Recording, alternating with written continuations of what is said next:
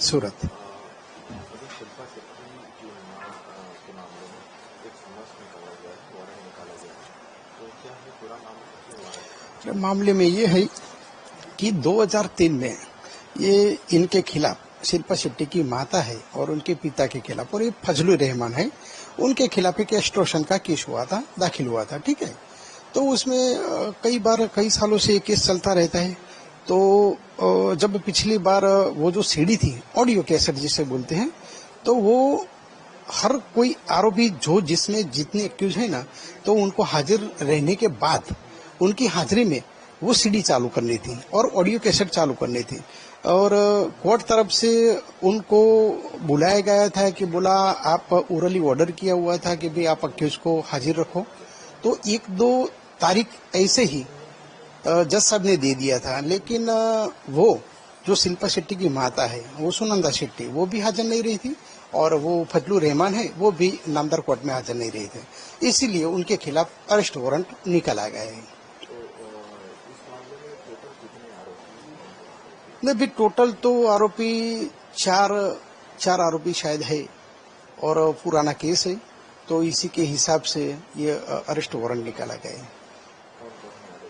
फजलुर रहमान है, सुनंदा शेट्टी है, और भी 2 लोग हैं। ये किस तरीके का एक्सटॉर्शन का केस है? एक्सटॉर्शन में ये है कि प्रफुल्ल साड़ी के नाम से वो जो यहाँ के सूरत के मशहूर व्यापारी है, उन्होंने वो साड़ी की एड देने के लिए शिल्पा शेट्टी को चूज किया हुआ था।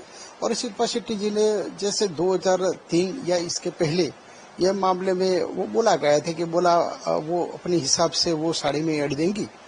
और उसके बाद शिल्पा शेट्टी का और उनकी माता का ये कहना था कि बोला ये जो आप साड़ी की एडवर्टाइजमेंट दे रहे हो, वो जो कॉन्ट्रैक्ट था वो खत्म हो गया, उसके बाद भी आप उससे ज्यादा पैसे कमाने के लिए ऐसे ही आप ये साड़ी की एड दे रहे हो, जो हमारी परमिशन उसमें नहीं है। उस मामले में उन्होंने बोला था कि भाई हमारे आपके पास से हमारे वो पैसा लेने का निकलता है, तो शायद 1.5 या 2 करोड़ तक का पैसा मांग रहे थे, और इसी के हिसाब से फरियादी ने वो केस किया हुआ है।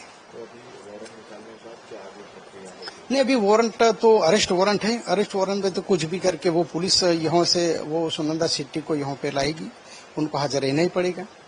उसके बाद जो आगे की सुनावनी है, जो आगे की हियरिंग है, वो तो बाद में देखेंगे जो होता है। हाँ, वो 11 अप्रैल का टाइम दिया गया है।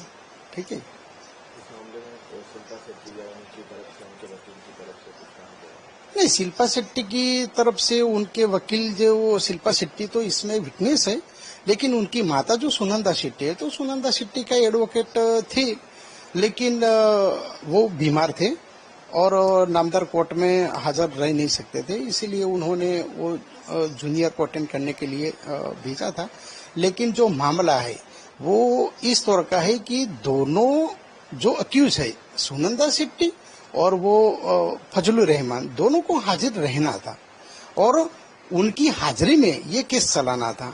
और ये केस जबकि बहुत ही पुराना है, और ऐसे ही जब आरोपी हाजिर नहीं रहते तो ज्यादातर क्या होता है कि इसमें वो इंसाफी कार्यवाही है, वो ज्यादातर लंबी चली जाती है। ठीक है, और फरियादी को भी उसका न्याय नहीं मिलता।